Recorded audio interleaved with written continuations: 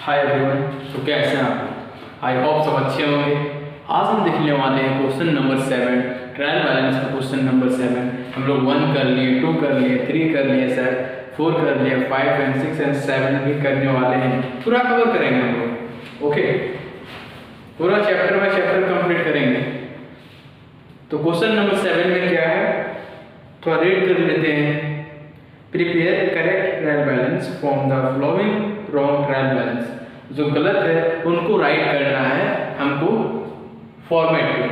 Okay, ये हो गया particular debit amount and credit amount, question number 7।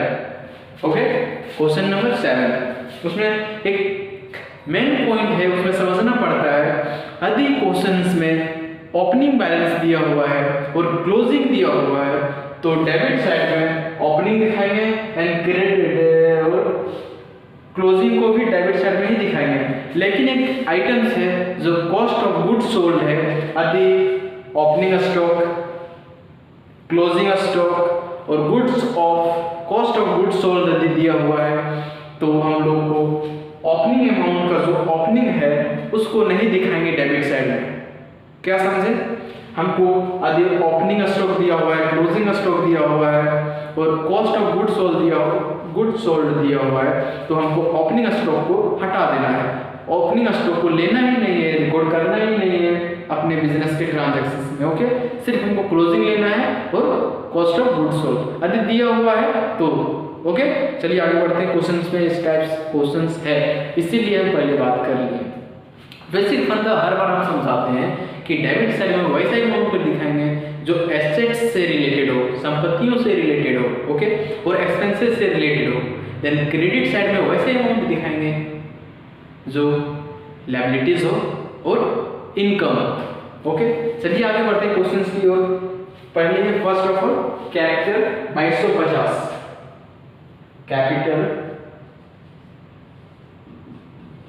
Capital account 2250, credit side 2250 रुपये, capital 2250। Then second sales 5000,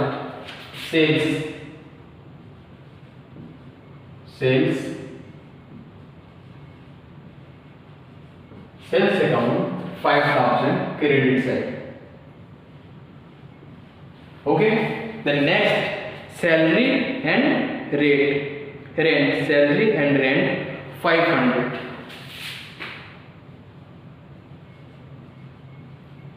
salary and rent 500। मैंने कुछ expense पे किए हैं 500। देन नेक्स्ट ओपनिंग स्टॉक, मैंने क्या बोला, इसमें ओपनिंग स्टॉक भी दिया हुआ है, क्लोजिंग भी दिया हुआ है और कॉस्ट ऑफ गुड्स सोल्ड भी दिया हुआ है। तो ओपनिंग स्टॉक को हमको नहीं लेना है, ओपनिंग स्टॉक को नहीं दिखाना है, डायरेक्ट हमको मशीनरी अकाउंट 2250, मशीनरी 1250 रुपये,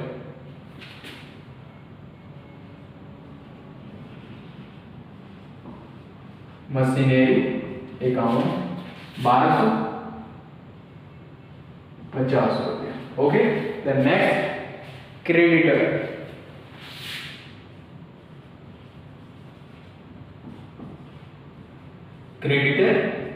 अकाउंट, क्रेडिट मेरा लायबिलिटीज है इसीलिए 750 रुपये लायबिलिटीज को क्रेडिट साइड रिकॉर्ड करेंगे। ओके, 750। द नेक्स्ट डेटर में मेरा क्या है, डेबिट बैलेंस है, debtor account 1500, debtor account 1500। Okay, उसके बाद next closing stock, closing stock 1500, 1000 closing stock. Next cost of goods sold, last में कॉस्ट ऑफ गुड्स सोल्ड 3750, उसके बाद टोटल को इक्वल करना है। यदि टोटल इक्वल है तो समझ लीजिए आपका ट्रायल बैलेंस राइट है। ओके, चलिए टोटल करते हैं। टोटल करने पे 8000 डेबिट साइड आएगा, 8000 एंड क्रेडिट साइड 8000, समझ लीजिए तो राइट है। ओके, उस टाइप से समझना पड़ता है। बेसिक फंडा क्या है वो समझिए।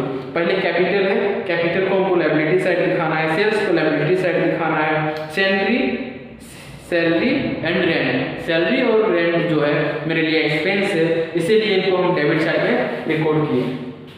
ओके, उसके अलावा क्या है आपके पास ओपनिंग स्टॉक, उसमें ओपनिंग भी दिया हुआ है, क्लोजिंग भी दिया हुआ है और कॉस्ट ऑफ गुड्स सोल्ड दिया हुआ है। तो उसमें ओपनिंग को नहीं रिकॉर्ड लेंगे। यदि कॉस्ट ऑफ गुड्स सोल्ड दिया हुआ है तो ओपनिंग को हटा देंगे, ओपनिंग को रिकॉर्ड नहीं करेंगे अपने बिजनेस के ट्रांजैक्शंस में। ओके, उसके अलावा मशीनरी तो फिक्स्ड एसेट्स है, इसीलिए इसको डेबिट साइड में रिकॉर्ड किए। क्रेडिटर मेरे लिए लायबिलिटीज है, इसीलिए इसको क्रेडिट साइड में रिकॉर्ड किया। डेटर मेरे लिए एसेट्स है तो मैंने डेबिट साइड में रिकॉर्ड किए। उसके अलावा closing stock any time debit side में होता है, इसलिए इसको डेबिट साइड में रिकॉर्ड किए। Next cost of goods sold debit side में रिकॉर्ड करेंगे 3750 रुपया, और टोटल इक्वल करने के बाद टोटल 8000 और 8000 debit side and 8000 credit side equal होना चाहिए। तो समझ लेंगे कि राइट है, तो टोटल आ गया है तो समझ लेंगे राइट है। चलिए आपको भी समझ आ गया होगा। तब तक के लिए जय हिंद।